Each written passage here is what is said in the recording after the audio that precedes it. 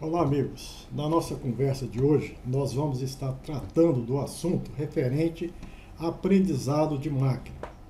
Nós vamos conversar sobre árvore de decisão, sobre os aprimoramentos dessa técnica referente a Bagging, a floresta aleatória e a Boost. E nós pretendemos dar alguns exemplos para que vocês possam comparar com técnicas alternativas. É um procedimento bastante interessante, tanto para fins de predição quanto para fins de classificação. Vamos iniciar a nossa conversa fazendo então uma abordagem sobre árvore de decisão, uma contextualização, algumas particularidades, alguns conceitos importantes e, por fim, uma ideia a mais adicional à árvore, que seria um processo de poda, a sua finalidade e os resultados que se obtém. Como contextualização, nós vamos agora definir o que é uma árvore de decisão, como é que ela funciona. É um tipo de algoritmo, um aprendizado de máquina, então precisa de um conjunto de instruções que se traduzem em um algoritmo de aprendizagem supervisionada. Nós temos uma variável pré-definida, essa variável, se for um problema de classificação, é uma variável binária ou uma variável multicategórica. Se for um problema de predição, de regressão, normalmente é uma variável contínua. Então, nós atendemos a esses dois propósitos. Ela tem o seguinte princípio de funcionamento. Ela vai dividindo a sua população ou a sua amostra em várias regiões, por meio de indicadores. E, por fim, você tem, então, a conclusão final. Isso diz respeito a um sentimento que a gente tem dentro de uma atividade, por exemplo, na área de genética e melhoramento.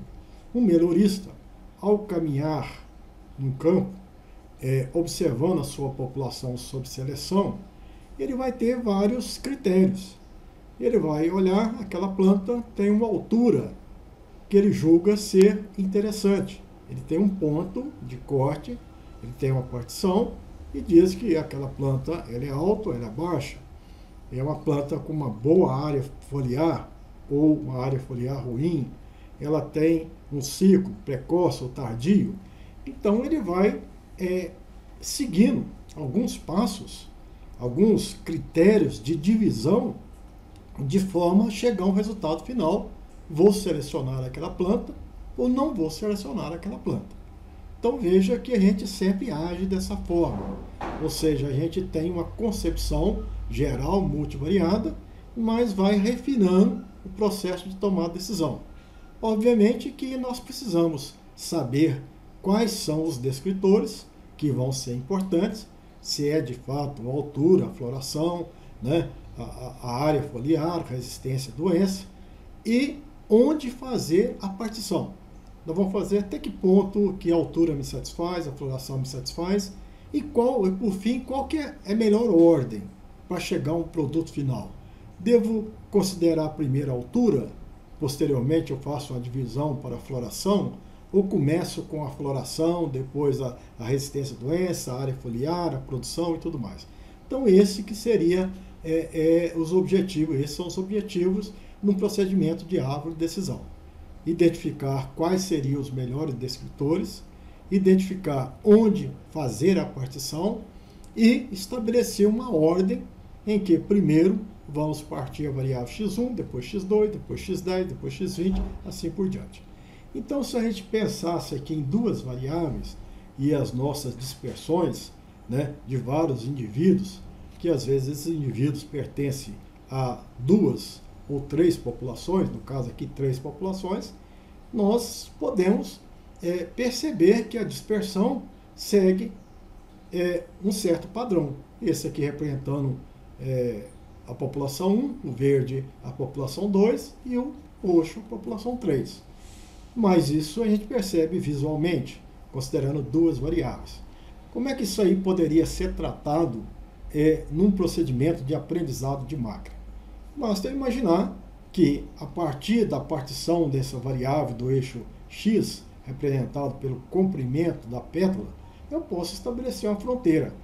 abaixo dessa reta, né, nós temos esses indivíduos alaranjados e acima os indivíduos pertencentes à população roxa e verde. Nós podemos continuar fazendo partições.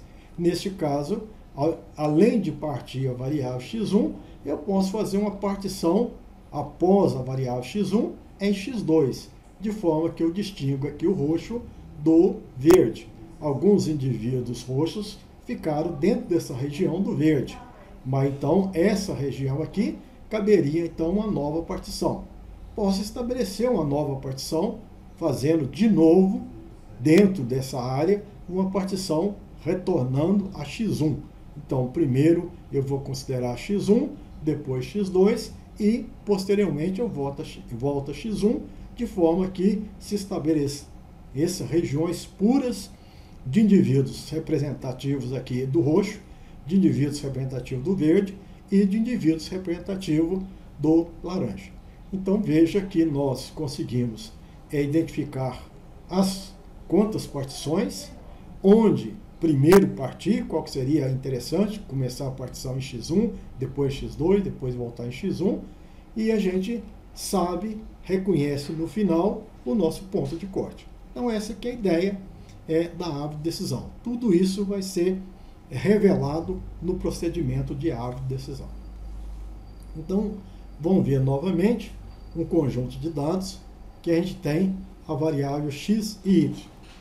Nós poderíamos perguntar um novo indivíduo x igual a 1, se ele posicionasse aqui igual a 1, para qualquer que seja y, certamente ele seria da população azul.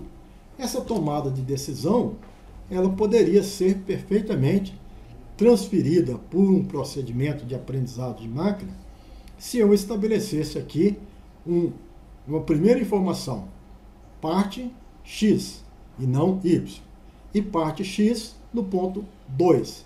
E neste caso, então, eu poderia decidir que esse indivíduo x igual a 1, ele vai pertencer à população azul. Então, nós vamos transferir essa inspeção, essa análise, por uma árvore. Essa árvore, a princípio, considera todos os dados originais, escolhe o descritor x, escolhe o ponto 2, de forma, então, que você tem esse nó terminal puro de indivíduos azuis e esse nó terminal puro de indivíduo verde. Esse indivíduo x menor do que 1, certamente, sendo colocado nessa árvore de decisão, não precisaria mais conhecer a dispersão dos pontos, eu iria alocar esse indivíduo corretamente na coloração azul. Pois bem, vamos tratar aqui de um outro problema, onde nós temos também x e y, e eu preciso classificar indivíduos, né? Então, a classificação, a gente percebe aqui que existe 3 áreas. A área dos indivíduos vermelho, dos indivíduos azuis e dos indivíduos verde.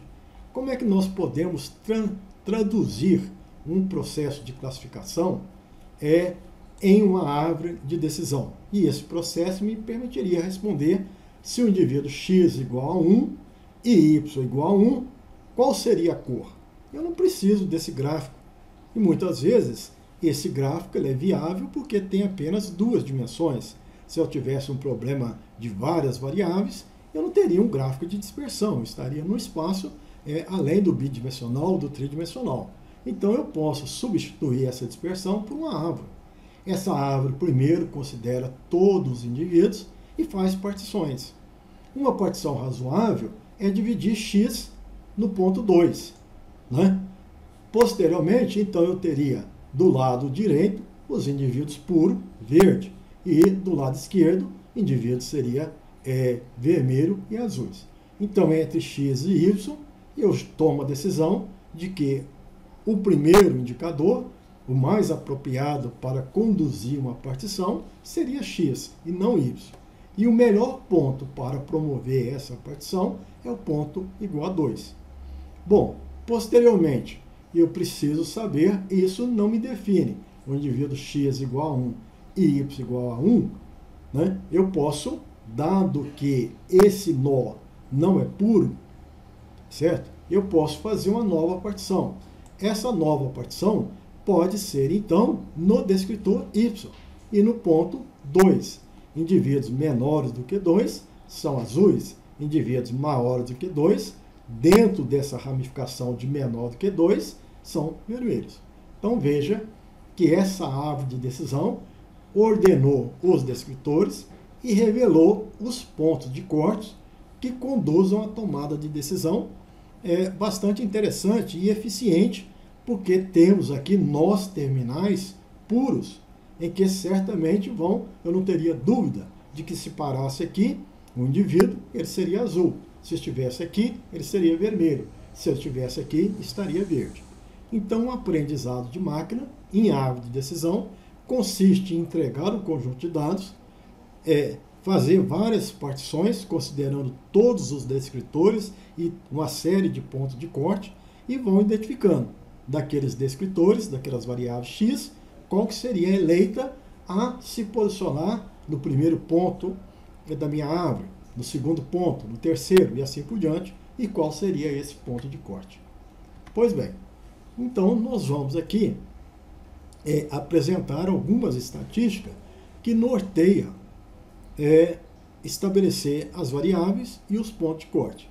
Para isso, nós vamos considerar um exemplo bastante simples de uma amostra de 30 frutos, 30 indivíduos com informações de 30 frutos e 3 variáveis.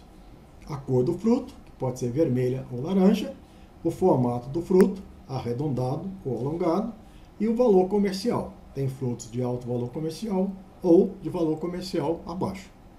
A partir disso, como podemos criar um modelo para prever o valor comercial de um fruto a partir da cor e do formato?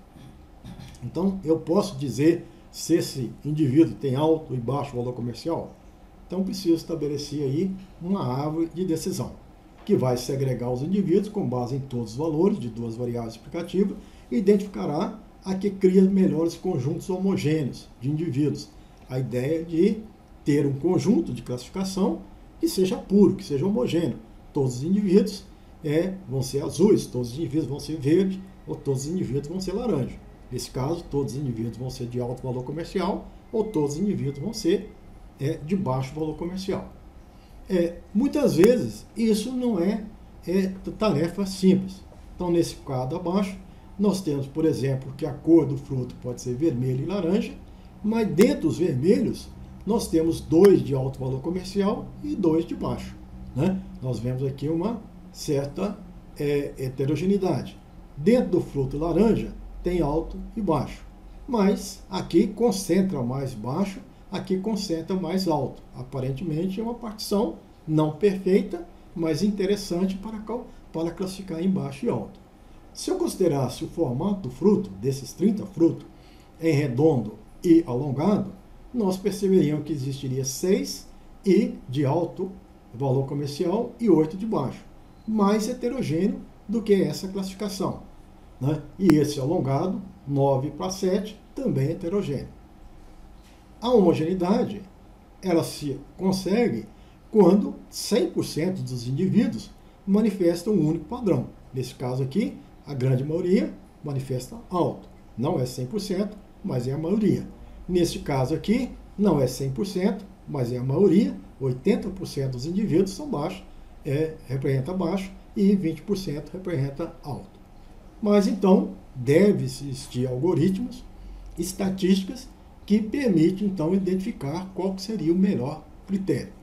A questão que se coloca no aprendizado de máquina é como identificar a variável e como fazer a divisão, tá certo? Que permite então uma boa classificação, não só nesse problema simples, como também em problemas de maior complexidade. Existem vários tipos de árvore de decisão. Existe a árvore de decisão para variáveis categóricas, são aquelas árvores de decisão destinadas a problemas de classificação. Existe a árvore de decisão de variável contínua, são aquelas árvores de decisão para problemas de predição ou problema de ajuste de modelo, tal como se verifica em análise de regressão. Nós vamos ter que acrescentar algumas informações ou alguns termos para o nosso vocabulário. existe aqui um nó raiz na nossa árvore de decisão. A nossa expectativa é ter um resultado semelhante a esse. O nó raiz representa todos os indivíduos, a minha população, a minha amostra, ainda com grande heterogeneidade. Ela deverá ser dividida em dois conjuntos, uma divisão binária, até você ter nós, que a gente chama nós de término, ou folha, ou nós terminais, que tem uma certa pureza.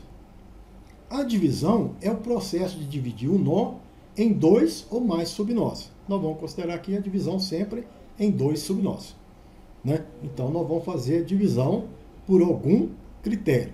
Essa divisão, ela envolve qual será o descritor que vai orientar essa decisão e qual ponto desse descritor que seria o melhor ponto de corte para realizar essa descrição.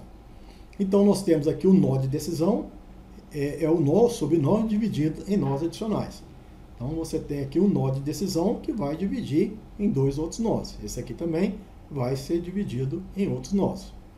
A folha, ou nó terminal, são os nós que não são mais divididos. É um nó que você alcançou o seu objetivo. O seu objetivo é ter um certo número de indivíduos, e aqui, né, são parâmetros da rede. Você quer a pureza, mas você pode estabelecer que vai dividir quando não tiver puro, ou vai dividir até quando você tiver uma certa quantidade de indivíduos. Às vezes você tem aqui 10 indivíduos, você decide não mais dividir. E você admite que a partir daí você tem um nó terminal que prediz um determinado padrão. Você pode dizer que ele vai predizer pela média ou vai predizer pela maioria. Então, se aqui nesse nó terminal você decidir que são 10 indivíduos, e se ali tiver 7 indivíduos de alto risco e 3 indivíduos de baixo risco, ou de baixo valor, ou alto valor, então você vai optar por dizer que aquele nó terminal representa uma manifestação da maioria, né? Então você traduz ou pela média ou pela maioria. A poda é um processo inverso à construção da nossa árvore de decisão. Enquanto a árvore de decisão é uma divisão onde a árvore cresce em profundidade e cresce em largura, com vários ramos, em várias camadas, você pode, no procedimento da poda, excluir algumas ramificações, de forma que você tenha um poder de decisão semelhante, tanto em termos de classificação quanto em termos de predição, mas com menor complexidade. Então é possível fazer essa avaliação. Isso é importante porque não só para predição e na classificação, as árvores também servem para nortear um processo de redução de dimensionalidade. Ela não só prediz, mas também indica o caminho pelo qual foi percorrido para tomar essa decisão, as variáveis e os critérios que você utilizou para tomar a decisão. Então, muitas vezes, se você economizar nos descritores para uma boa de tomar decisão, seria interessante. Para você chegar a uma variedade boa, ou chegar a uma conclusão que deve ser descartada, se você tiver menos informações a ser considerada, você vai considerar a altura, a floração, o acamamento, a resistência, tá certo? Se você puder ter menos, seria interessante, porque aí você, com poucas informações, você consegue avançar com um certo nível de acurácia razoável. Temos as ramificações. Aqui é uma ramificação ou subárvore, né? Dentro de uma árvore, que pode ser interessante. E temos aqui que identificar o nó pai e o nó filho. O nó que é dividido em subnós é o nó pai, é o nó principal, é o nó de decisão. E os subnós são denominados de nós filhos. São esses os termos que a gente usa dentro de uma árvore de decisão.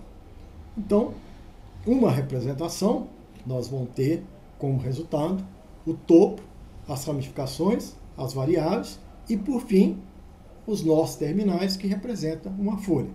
Então, a literatura diz que uma árvore de decisão estatística são desenhadas, são apresentadas de cabeça para baixo. Ou seja, você tem todos os indivíduos aqui na raiz e vai promovendo a ramificação de forma a ter folhas. E essas folhas, se você chegar em cada folha, ela representa um padrão fenotípico, que pode ser uma média, aquele indivíduo que tiver aquele comprimento de vagem, aquela altura de planta, aquela floração, aquele acabamento, vai chegar numa informação na folha, que é uma planta que produz 32 gramas, ou a outra produz 85, e assim vai. Né? Então, cada folha representa a predição, consequência de uma trajetória que se caminhou da raiz até aquele nó terminal ou folha. Tem muitas vantagens. Muitas vezes, a árvore de decisão ela tem uma eficiência menor, principalmente em relação aos seus aprimoramentos, como o caso do bag, do bush, da floresta aleatória, mas ela deve ser a primeira análise a ser realizada, porque ela constitui numa ferramenta de predição de classificação e numa ferramenta do entendimento do fenômeno de predição, do fenômeno de classificação. Então ela te dá, além da classificação, todos os bastidores, digamos assim.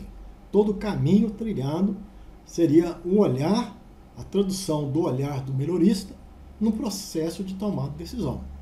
Certo? Você traz para o computador, para a máquina, um conjunto de informações e ele vai simular aquele olhar, aquelas etapas, aquelas variáveis que seriam mais importantes, para que ele chegasse à conclusão, sim, é um bom material, não um material a ser descartado. Então, a gente vai dizer que é de fácil de entender um resultado, a visualização de uma árvore de decisão torna o problema fácil de compreender, não requer nenhum conhecimento estatístico para ler e interpretar, não existe aqui p-valor, não existe estatística T, estatística F, distribuições. Então, é bem simples, a representação gráfica é muito intuitiva e permite facilmente comprovar ou refutar hipótese formulada. Qual seriam as variáveis? Quantas variáveis são importantes no processo de decisão? Qual a variável mais importante? O que eu devo considerar primeiro? Isso é mais importante que aquilo? Então, eu posso olhar nesse meu gráfico, nessa minha árvore, e imaginar o que foi dado mais ênfase ou uma organização de tomar decisão que é bastante interessante. É útil a exploração de dados, então a decisão é uma das formas mais rápidas de identificar as variáveis mais importantes, né? E com isso você pode, de fato, orientar processo de redução de dimensionalidade, tão importante em muitas áreas. Às vezes você tem, na área molecular, você tem informações de muitos marcadores, isso aí inviabiliza ou torna as análises mais complexas pela alta dimensionalidade, pelo problema de multicolaridade. Então, uma árvore de decisão, ela vai clarear, vai indicar e vai apontar qual seria o caminho onde você prioriza algumas variáveis e pode descartar outras em tomada de decisão.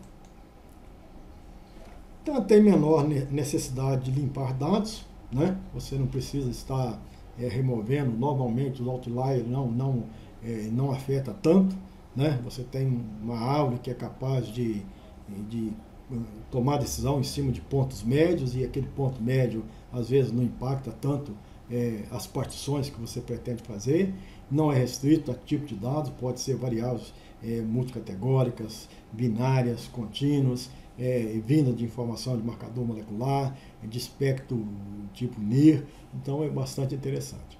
É um método não paramétrico, né? É considerado não paramétrico, significa que não tem pressuposição nenhuma de distribuição, né? Ou de estatísticas para você poder fazer as suas inferências. Tem que ter cuidado, né? Em relação a overfit, em relação a decorar e não ser extrapolado em outro conjunto de dados. Então, isso é necessário se ter cautela. Seria interessante ter vários conjuntos de dados, seria interessante fazer validação cruzada.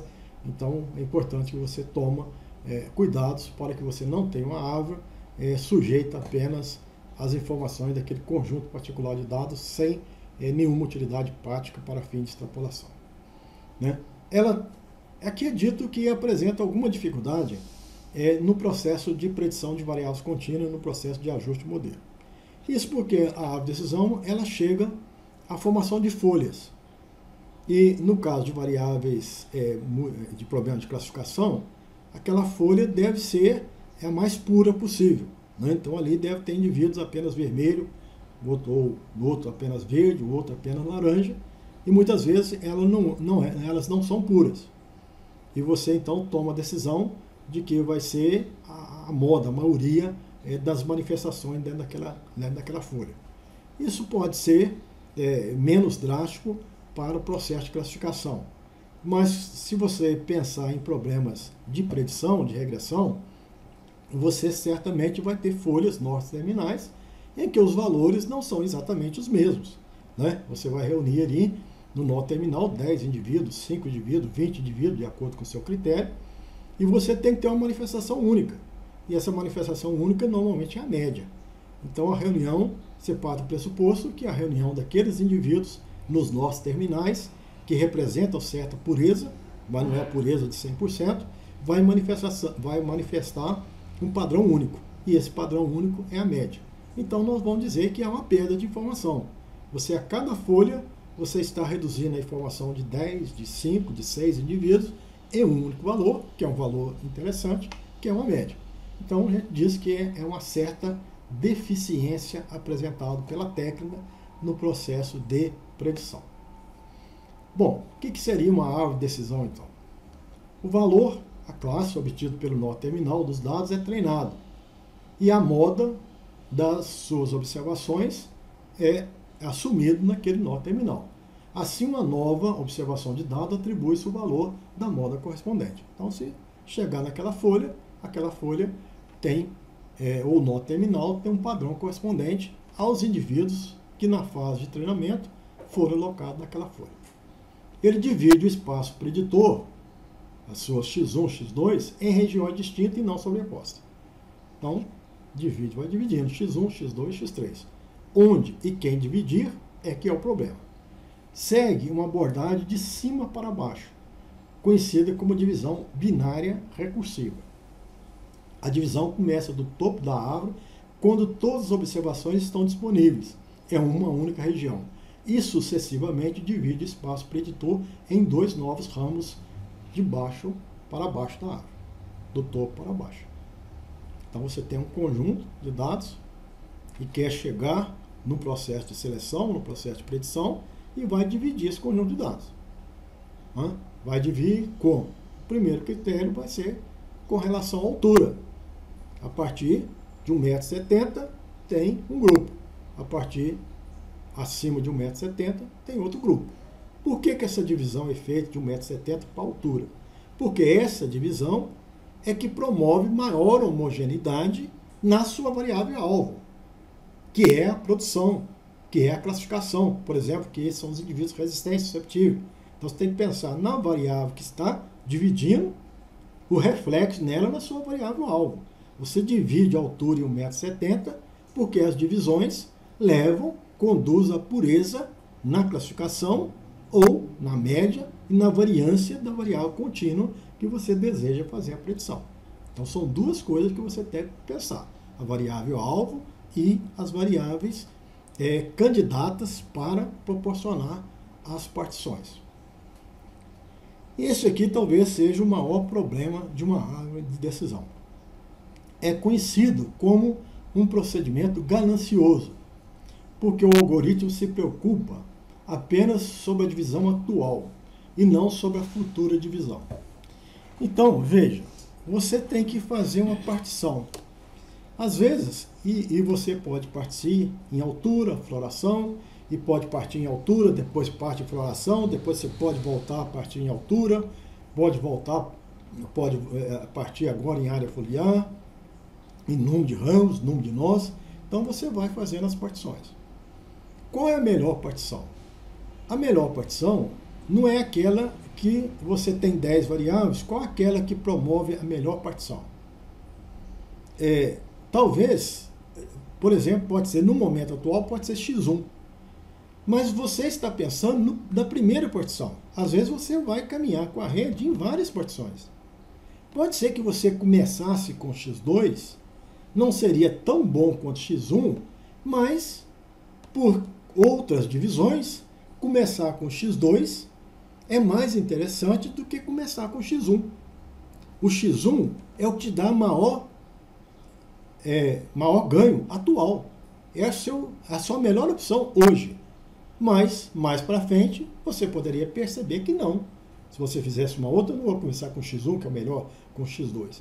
Mas como a técnica é gananciosa, ela pega X1, mesmo que o resultado não seja tão bom. Ela não vai testando todas as possibilidades. Porque a árvore de decisão é uma árvore. Se você quiser, você poderia recorrer a várias árvores. Então, nós não estamos falando em uma árvore, nós estamos falando em uma floresta. Então, nesse caso, nós vamos migrar para o procedimento Bayes e o procedimento floresta aleatória, ou random forest, e boost. Mas a árvore de decisão ela é única e, consequentemente, ela não testa outras possibilidades e testa aquela que é melhor no momento atual. Então, nós chamamos isso de ser ganancioso. Ganhar hoje, mesmo que amanhã eu perca. E outros procedimentos, não. Ganhar sempre. Não ganhar muito, mas ganhar sempre. Então, esse é uma das propriedades da árvore de decisão, considerando a maior fragilidade, e para isso a gente vai ter que perceber algumas mudanças e que vai superar esse problema e que muitas vezes proporciona resultado melhor do que a árvore de decisão. Como a árvore decide dividir e onde dividir? Bom, os critérios de decisão são diferentes para a árvore de classificação e de regressão, vai depender. O objetivo, tá certo, é criar subnós em que você tenha homogeneidade da variável resposta. Então você quer pureza, você quer dividir, porque se você dividir a altura, tá certo, a variável resposta, plantas susceptíveis e plantas resistentes, vai ficar o resistente por um lado e o susceptível por outro. Então tá certo? Então você tem vários candidatos e vai depender, a partição vai depender da homogeneidade dos nós filhos. Então o algoritmo, a decisão divide em nós em todas as variáveis disponíveis e seleciona a divisão que resulta em subnós mais homogêneos, mais puros. Então eu vou fazendo a divisão e vou vendo a homogeneidade. Como é que eu posso ver a homogeneidade dos nossos filhos? Existe estatística. Quais são as estatísticas que eu posso usar? Eu posso usar esse índice de Gini, Q quadrado, entropia e uma medida de variabilidade. Então eu divido e vejo. Como é que foi a variância dentro do grupo 1, dentro do grupo 2? Foi grande ou foi pequena? Variância, porque essa partição em 2 é binária. Então você tem dois grupos. Então você pode ver a homogeneidade no grupo 1, a homogeneidade no grupo 2. Então vamos ver esses índices, como é que funciona. Esse índice Gini, ele é importante, principalmente quando você tem uma variável resposta do tipo binário. Susceptível ou resistente. Alto valor comercial, baixo valor comercial. Então você tem o sucesso e o insucesso, a falha. Quanto maior o valor, mais homogeneidade. Então ele é dado por essa estatística. Existe, então, se você colocar num lado, se faz uma partição de um lado, você tem indivíduos com sucesso e com insucesso. A probabilidade de sucesso é P, a probabilidade de insucesso é Q. Sucesso seria ser resistente, insucesso ser susceptível. Né? Alto valor comercial, baixo valor comercial. Então, se todo mundo for resistente, o P é igual a 1. Então, o valor de Gini seria igual a 1 ao quadrado mais 0 ao quadrado seria igual a 1. Se for heterogêneo, então você passa a ter tanto resistente quanto susceptível. Né? Então, você pode ter uma situação onde P é igual a Q, que é igual a meio. P ao quadrado, tá certo? Vai estar meio ao quadrado, 0,25 mais 0,25. Então, você tem um valor baixo, que seria 0,5. O valor alto seria igual a 1. Né? Então, nós vamos calcular a homogeneidade por meio desse índice, que é o valor de P ao quadrado mais Q ao quadrado. Nós vamos calcular para a divisão e usar a estatística ponderada. Então, veja, nós temos aqui o nosso exemplo da cor do fruto e do formato. Vamos avaliar se a divisão da cor do fruto é interessante. Ao dividir pela cor do fruto, né, eu tenho vermelho e laranja. Nesse vermelho tem 10, alto e baixo. Então, nós temos aqui uma pureza, uma impureza. O índice Gini para vermelho, né, para o subnós vermelho, vai ser 0,2, que é 2 em 10 ao quadrado, seria o valor de P ou de Q, e 0,8 ao quadrado, 0,68. Para o laranja, 13 e 7 em 20, o 13 é 0,65, o 7 dividido por 20, 0,35 ao quadrado, 0,55. Então, ele produz esse índice aqui, 0,62, nesse lado do nó, e 0,55 nesse outro lado. Nós vamos calcular um índice de Gini corrigido, de cor, ponderado, que seria 10, 1/3 dos dados com índice 0,68 e 20 em 30, 2/3 dos dados 0,55. Daí esse índice que é 0,59. Quanto maior, se fosse igual a 1, nós teríamos uma condição de pureza. Mas foi 0,59. Se a gente optasse por dividir o formato, o critério formato, não o critério a cor do fruto, nós também calcularíamos esse índice. Então, esse índice para o formato redondo é 6,14 ao quadrado, 8 em 14 ao quadrado, 0,51. Para o alongado, cuja pureza é 9/7, 9,16, 7,16, valores ao quadrado, 0,50. Então, esse índice Gini para a forma ponderado, nós colocamos de um lado 14, do outro lado 16, dá o valor de 0,51. Como esse índice é maior para a cor 0,59 do que para formato 0,51, nós vamos decidir que desses dois candidatos, a melhor decisão é fazer a partição por cor do fruto. Então, a nossa rede, o primeiro corte, tem que ser em cima da cor do fruto. Posteriormente, nós vamos repetir essa análise até que a gente chegue a uma conclusão satisfatória.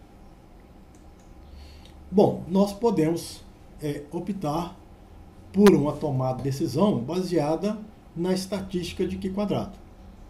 É um algoritmo para descobrir a significância estatística entre as diferenças dos subnós e do nó pai. O Q quadrado é medido pela soma de quadrados da diferença entre as quantidades observadas e esperadas da variável alvo.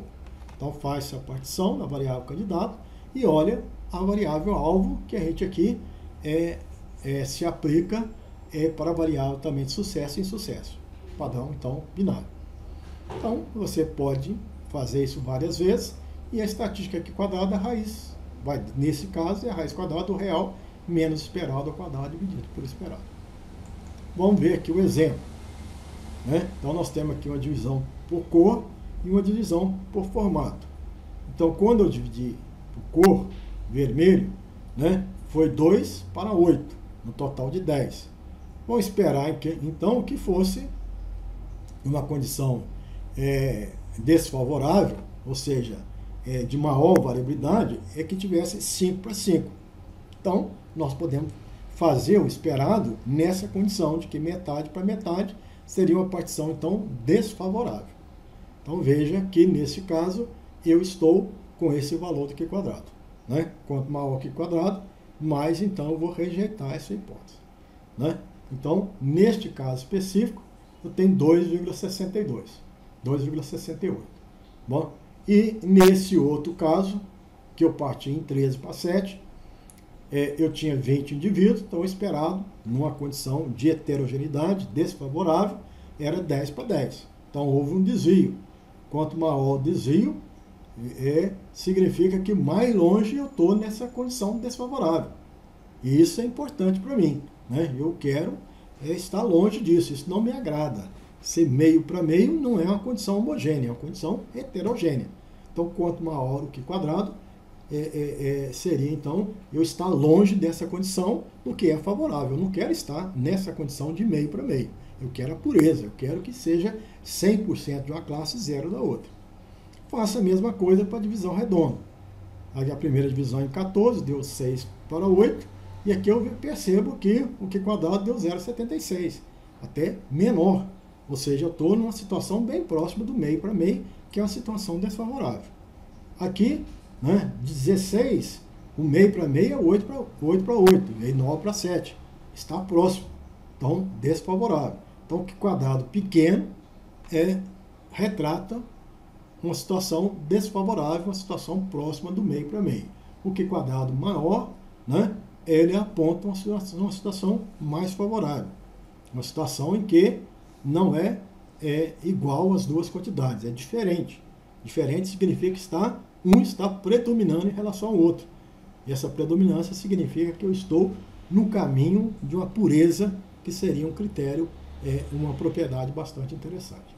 Então, novamente, usando o critério Q quadrado, né, a gente percebe que esse Q quadrado aqui é maior e, consequentemente, eu recomendo fazer a divisão por cor do fruto e não por formato do fruto. Posso usar um outro critério, que traduz basicamente a mesma coisa. É o conceito da entropia. É a medida do grau da desorganização do sistema. Então, esse sistema aqui está com maior desorganização. Esse aqui está com intermediário. E esse aqui está mais homogêneo. Então, essa estrutura, esse nó, ele é puro, é o que nós desejamos. Esse aqui é o menos puro e esse aqui é o mais impuro. Então, nós precisamos medir esse grau de impureza. Se uma amostra for completamente homogênea, então a entropia é zero. Se a amostra, e eu desejo entropia zero. Se a amostra for dividida em partes iguais, 50 por 50, então a entropia é igual a 1. Como é que eu calculo essa entropia? Por essa expressão, menos P log na base de 2 de P, menos Q log na base de 2 de Q. Se você substituir P e Q por meio, você vai ver que você tem essa situação, né? De que o valor vai ser máximo, né? 50 vai dar igual a 1, onde P igual a Q igual a meio. Então, nós temos que calcular a entropia e tomar essa decisão. Então, nesse caso, a mesma situação, nós temos aqui a entropia do pai, que tem 15 frutos de alto valor e 15 frutos de baixo valor. Posso calcular a entropia do pai, né? Nesse caso, o valor de P e Q vai ser meio para meio, então dá o valor 1, mostrando que é bastante impuro. Mas se você fizer a divisão, você vai dividir em vermelho e laranja, onde você tem 2 décimos, que é o valor de P, e 8 décimos, que é o valor de Q, dá uma entropia de 0,72. Aqui dá uma entropia de 0,93. O valor 0,86, que é a entropia ponderada. Se a gente fizer essa mesma divisão, a gente percebe que a entropia, por esse critério de divisão, é 0,99. Eu quero uma entropia baixa. Então, eu procuro, dividir pela cor do fruto, né? Veja que é concordante com as análises que nós fizemos até então. E aqui, dividir, ao invés de dividir pelo formato do fruto. A variância também é um critério mais utilizado em procedimentos de variáveis contínuas, mas que nesse caso também pode ser aplicado, né? Basta eu calcular a variância após as várias partições. Então, passo a calcular a variância de cada nó e a variância para a divisão, né, com a média ponderada. Nesse caso, como é um problema classificatório, eu posso atribuir 1 para alto valor e 0 para baixo valor, apenas para calcular uma variância. Como o nó raiz tem 15 de alto valor para 15 de alto valor, se eu atribuir valor 1 e 0, eu vou ter essa média de 0,5, e o cálculo dessa variância dividido por 30, que é toda a minha população, não vão aqui subtrair uma informação de grau de liberdade, essa variabilidade é 0,25. Eu posso decidir se vou dividir ou não. Posso calcular a variância das partições. A primeira partição, que tem 2 frutos de um tipo e 8 de baixo valor comercial, a média vale 0,2. E a variância, a diferença em relação à média, 0,16. Em relação ao nó laranja, que tem 13 para 7, deu essa média e essa variância. A variância ponderada, né, em função da quantidade de indivíduos, é 0,21. Veja que essa variância vai ser menor do que essa outra variância, também calculada, né, considerando alto risco, baixo risco, 0 e 1, né, com a variável alvo. E aí eu tenho as médias e as variâncias ponderadas. É mais um critério que eu posso adotar para identificar quais seriam os melhores descritores. Pois bem, Uma vez apresentado, nós vamos então fazer uso.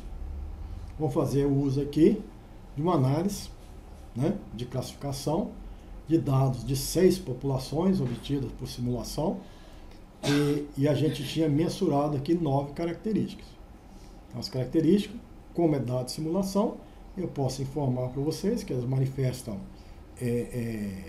dominância, tem heredabilidade variada, as características de alta heredabilidade é a característica X3, a X6 e a X9, e tem efeito genético conhecido aqui pelo processo de simulação, que às vezes não é tão relevante no nosso estudo, mas a gente já conhece essas variáveis. O número de indivíduos, nós temos 2.000 indivíduos por população, no total de 6 populações. Nesse arquivo aqui, onde nós temos todos os indivíduos. E a gente vai ver se é possível classificar esses indivíduos dessas 6 populações. E, na verdade, essas 6 populações, elas vêm de um delineamento genético bastante interessante, que é o delineamento de análise de gerações, onde você tem o pai 1, simulado como sendo homozigoto dominante, o pai 2 como sendo recessivo, homogêneo, a variabilidade do pai 1, representado pelo azul aqui, é a variabilidade ambiental, o pai 2 também tem vários indivíduos, mas a variabilidade é ambiental, o F1 é intermediário, mas dado a dominância, o F1, né, ele está mais próximo do pai 1, que é o homozigoto dominante, tem variabilidade também reduzida, e é uma manifestação fenotípica próxima, esse 3 representa o F1, próximo do pai 1. A população F2, representada pela população 4 de amarelo, ela tem ampla variabilidade, dado que tem variância genética e ambiental. As populações de retrocruzamento 5 e 6 são também populações de variabilidade, né, genética e ambiental, e a população 5, como é o retrocruzamento de pai 1, e dado que o pai 1 manifesta alelos dominante, tem um padrão fenotípico também similar ao pai 1, ao F1. E a população 6, como é o retrocruzamento em relação ao pai 2, tem similaridade mais próxima à população 2. Então, nós queremos avaliar esse grau de dificuldade de separar o pai 1 do pai 2, do F1, F2, retrocruzamento em relação ao pai 1, retrocruzamento em relação ao pai 2. E uma primeira análise exploratória seria uma análise de componentes principais, onde se busca realçar as diferenças entre os centróides da população e, posteriormente, plota-se os indivíduos dessas populações. Nós já abordamos aqui como que isso poderia ser feito. Pois bem, então nós temos esse arquivo. Vamos pensar aqui nesse arquivo. Lá no análise vai ser feito no programa Gênesis. E vão definir aqui a nossa trilha de dados. Nós colocamos aqui nossa aula 11, dentro da pasta trabalho 11. O nome do arquivo é POP6, né? E nós vamos então fazer o procedimento de componentes de análise discriminante baseado em componentes principais, né? Vão identificar a população, dados de 6 população. Clico aqui para visualizar, são 10 colunas, porque nós temos cerca de 9 variáveis fenotípicas e uma coluna adicional para descrever a informação das 6 populações. Pois bem, então nós vamos declarar os parâmetros, temos então 9 variáveis, vou fazer uma análise com padronização e sei que existe 6 populações. Vamos fazer uma análise discriminante, né? E aí eu vou gerar alguns resultados. Um resultado interessante é o resultado da análise gráfica, né? Então veja que é esse resultado que nós apresentamos, né? Vou identificar aqui os grupos, aqui o pai 1, aqui o F1, o pai 2, o F2, 4, um retrocruzamento e o outro retrocruzamento. Então veja que fazer uma análise de avaliação da variabilidade é relativamente simples, mas não constitui aí uma análise que permite facilmente alocar novos indivíduos.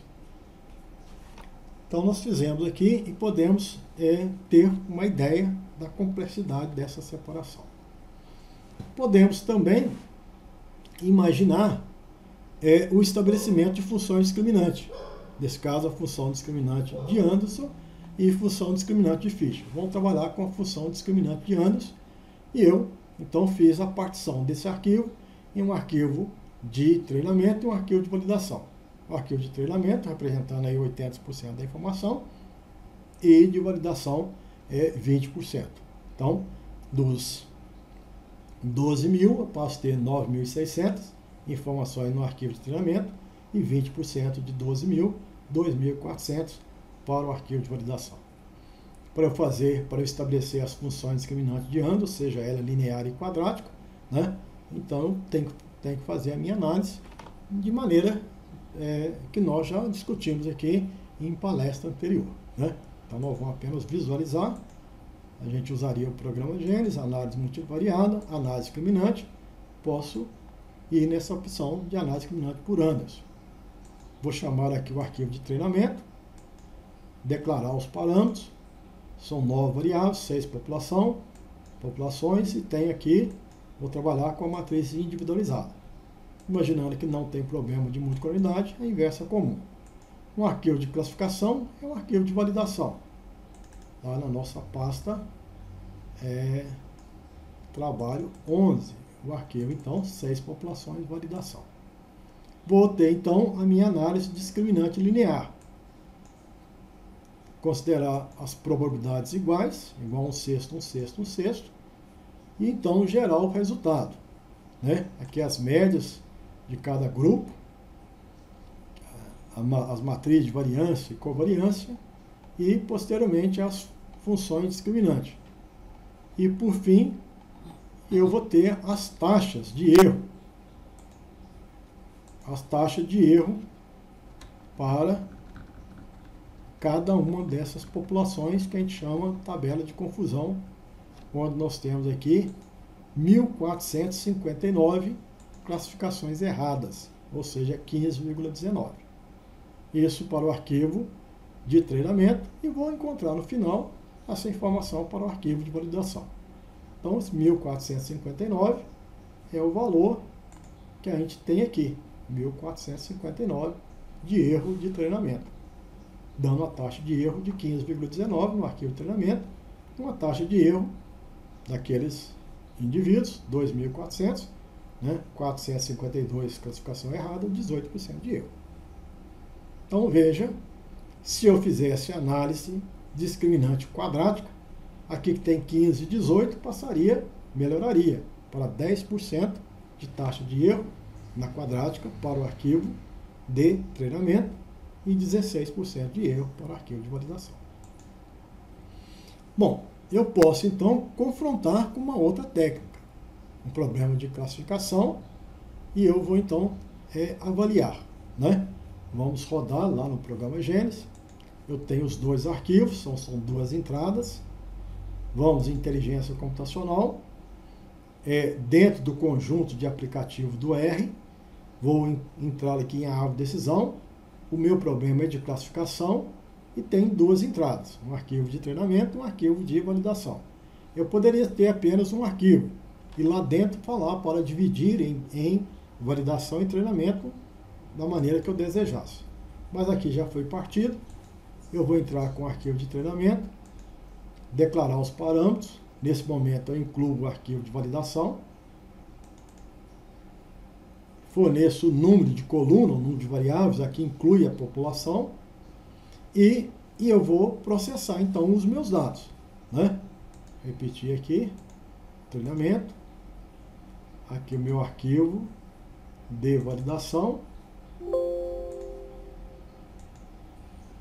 Então, inteligência computacional, árvore de decisão, classificação, duas entradas, aqui o arquivo de treinamento,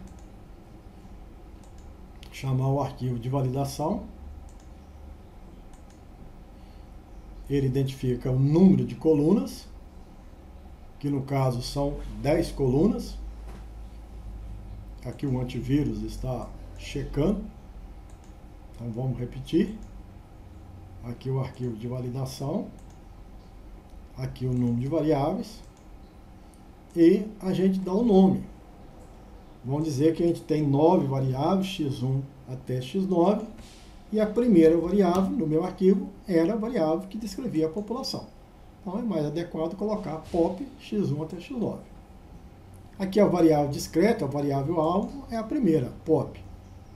As demais variáveis, eu tenho que transferir essa mãozinha para essa moldura e colocar aqui todas as variáveis, exceto pop.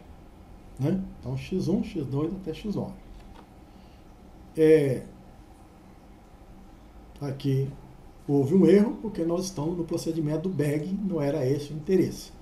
Então, na verdade, eu quero inteligência computacional, árvore de decisão, classificação, 2 entradas. Bom, então, o arquivo aqui é treinamento. Vou chamar o arquivo de validação. O número de variáveis, de colunas, 10. O nome das variáveis, de novo, repetindo. A primeira seria pop. Retorna. E eu vou processar. Né? Então nós temos a variável alvo pop, as variáveis explicativas independentes, seria então as demais. E vou considerar que, por hora, nós não abordamos nada sobre poda. Vou deixar aqui 8 o número de nossos terminais, ou 6, por exemplo. E vou processar o meu conjunto de dados e ter, então, as minhas informações. Para essas informações, ela vai me liberar uma série de resultados gráficos, né? Tem que instalar as dependências, e eu, então, passo a ter um resultado como este que foi apresentado no na nossa apresentação. Né? Então, essa aqui é a nossa árvore de decisão.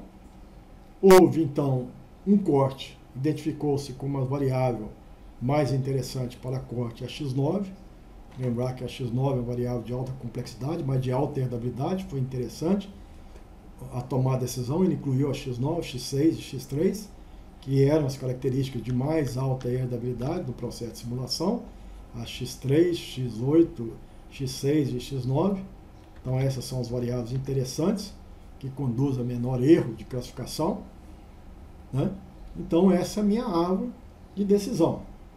Então veja quais são as informações mais relevantes para chegar à conclusão de que o indivíduo pertence à população 1, 2, 3, 4, 5 ou 6. Bom, e qual que seria o erro que se tem na fase de treinamento e na fase de validação? A gente vai lembrar que o melhor resultado pela função discriminante de antes foi 10% de erro para a função quadrática na fase de treinamento, 16% para a função quadrática na fase de validação. Então 10%, aqui o erro ele foi superior a esses 10%, demonstrando então que em relação à função quadrática ele é menos eficiente. O mesmo acontece na fase de validação com 16% e o procedimento de função quadrática de Anderson proporcional a 16,91 e aqui 17,46. Mas não deixa de ser uma técnica onde o resultado está apresentado. Daqueles 9 descritores, a gente então optou por primeiro cortar x9, tendo então uma possibilidade de separação. Você percebe que separou então a população 2, 6, 4 foi para essa ramificação e as populações 1, 3 e 5 para o lado direito. Posteriormente a x6 permitiu separar 2, que é F2, e a x3 então fez essa separação. Posteriormente, divide-se x3 e aqui você tem uma nova divisão de x3, posteriormente x6, e você tem então todos os indivíduos representados aqui. Né? Então, nós gastamos nessa árvore 1, 2, 3, 4, 5, 6, 7, 8 nós terminais. E temos essa taxa de erro. Então, se a gente comparasse aqui, né? Nós já trabalhamos com esse exemplo, com outras técnicas, né? E a gente percebe aqui que essa árvore de decisão, em termos de taxa de erro, ela não foi tão adequada, né? Sendo inferior à quadrática de anos. Nós já tivemos resultado aqui para esse mesmo problema, usando o percepto multicamada com a taxa de erro menor no procedimento de validação. Não significa necessariamente que essa árvore de decisão vai ser sempre pior ou que o percepto multicamada vai ser sempre melhor. Nós estamos apenas indicando as possibilidades de análise e alguns dos resultados. Nesse caso específico, nós temos essa comparação que poderia levar, então, o ouvinte optar por várias delas. Pois bem, se a gente achar que a nossa árvore ela tem problema de overfit ou ela tem muitas informações e que, em termos práticos, a mensuração de um número menor de variáveis seria desejado, você pode então fazer restrições na sua árvore de decisão. Quando você faz restrição, você está fazendo uma poda. Isso aí é interessante porque previne problema de sobreajuste, de overfit, e você também tem uma árvore que te indica a possibilidade de tomar uma decisão razoável, com menos informações, menos mensuração e certamente com menos emprego de mão de obra, de tempo, de recurso financeiro e tudo mais. Então nós podemos então fazer a poda de uma árvore. Existem várias maneiras de podar uma árvore. Nós temos uma árvore maior e nós podemos então excluir alguns ramos que poderia ser indesejável. Então, com menos regiões têm-se menor variabilidade e melhor interpretação, né? Você pode ser mais fácil a interpretação do que decidir se o indivíduo é 5, você tem ou 4, você tem vários caminhos. Seria interessante que você tivesse uma árvore mais podada, mais livre. Então, uma árvore mais simples, a decisão fica mais clara, mais evidente. Uma abordagem para a escolha do tamanho da árvore seria construir uma árvore até que nenhuma região se tenha mais do que 5 indivíduos, por exemplo. Em seguida, podar. Então, aqueles nós que conduziram a quantidade de indivíduos maior ou menor do que aquele valor, você elimina aquela ramificação. Então, você tem várias maneiras de podar uma árvore. Aqui tem uma árvore, e na verdade, todas as maneiras acabam tendo o mesmo efeito. Você pode especificar a profundidade da árvore, né? Então, veja que aqui nós temos o primeiro passo, o segundo passo, o terceiro, quarto e quinto. Você pode especificar que ela vai até 5 passos. Por exemplo, que ela poderia ser dividida mais vezes, mas não, eu quero que divide apenas em 3 vezes, 4 vezes. Então, você está especificando a profundidade. Nós podemos especificar a largura, certo? Ou seja, eu não quero muitos nós, certo? Aqueles nós vão ser unidos. Alguns, então, a largura também pode ser regulada. Um número mínimo de amostra, você pode falar, é o número de amostra que vai ter no nó terminal. Eu quero chegar ao nó terminal, a folha, com no máximo 6 indivíduos, ou com no máximo 10 indivíduos. Então você está, de certa forma, regulando a profundidade, regulando a largura. Você pode determinar que vai fazer uma divisão quando você tem 20 indivíduos, 5 indivíduos. Então isso tudo é possível. Estabelecer o número mínimo de amostra para uma divisão, quantos indivíduos tem que ter nessa amostra para você decidir em dividi-la novamente, o número mínimo de amostra para o nó terminal. Então você chegou aqui ao nó terminal, quantos tem? Isso você tem que preocupar, principalmente quando você tem várias populações, por exemplo. Então a população 1 tem 1000 indivíduos, a população 2 tem 1000 indivíduos, a população 3 tem 20 indivíduos. Aí é preocupante, porque quando você chega numa folha, no nó terminal, você tem que atribuir o valor da maioria. E como um determinado grupo está pouco representado, ela ser maioria acaba sendo mais difícil. Ou seja, você então você tem que regular bem para dar condições de classes pouco representadas está em maioria em nós terminais. Então isso é importante. Não adianta você falar, eu tenho 20 indivíduos de uma população e quero que o nó terminal tenha 50 indivíduos. Então ele nunca vai ganhar, porque quando ele chegar com 20 indivíduos, vai ter 30 de outra população e vai perder. Então não faz muito sentido. Você tem que estar pensando nessas coisas, não estabelecer uma determinada árvore. A profundidade máxima e o número máximo de nós. Então você está pensando aqui na profundidade e na largura. Um tipo de resultado que um ouvinte deve pensar é que muitas vezes um determinado nó ele é dividido, né, e pode ser recorrido a informações semelhantes das folhas. Então vamos ver uma ilustração em que você tinha inicialmente a árvore original com as partições, que te dava aquela taxa de erro de 15 e de 17, né? E aqui nós tínhamos 1, 2, 3, 4, 5, 6, 7, 8 nós terminais, e aqui as suas variáveis.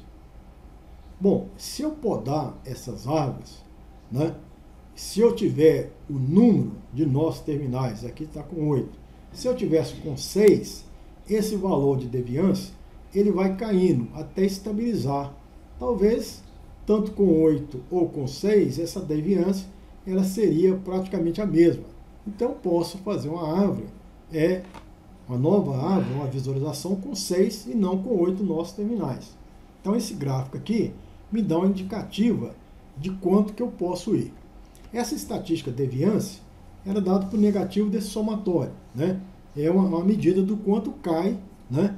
Esse aqui é um grau de entropia, o quanto cai em termos de pureza daqueles nós.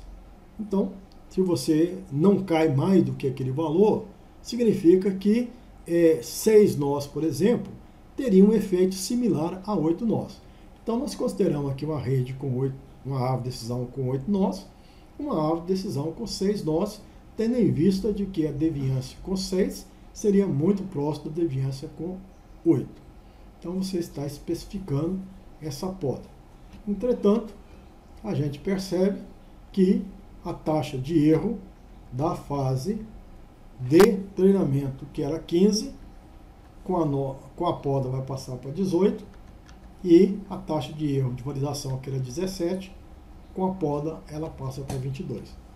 Bom, aí você tem que avaliar se essas taxas de erro são satisfatórias, se isso é adequado, ou se você deseja passar de uma árvore com essas partições com uma árvore mais simplificada, ou seja, você usa apenas essas variáveis x3, x6 e x9 e tem uma piora em termos de taxa de erro, mas uma árvore mais simples, em que todos os indivíduos aqui estão devidamente representados, né? A população 1, a população 2, 3, 4, 5 e 6 devidamente representados. Então, mesmo com um valor inferior em termos de taxa de erro, você pode imaginar, né, se for comparável, é um resultado adicional. Ou seja, você tem uma árvore mais complexa, uma árvore mais simples e uma taxa de erro que pode ser favorável, desfavorável ou tolerável, né, para você optar por uma maior simplicidade. Então, basicamente, é isso que a gente apresentaria e numa próxima conversa a gente vai tratar dos refinamentos de uma árvore de decisão, que são o bag, o boost e a floresta aleatória. Por hora é só.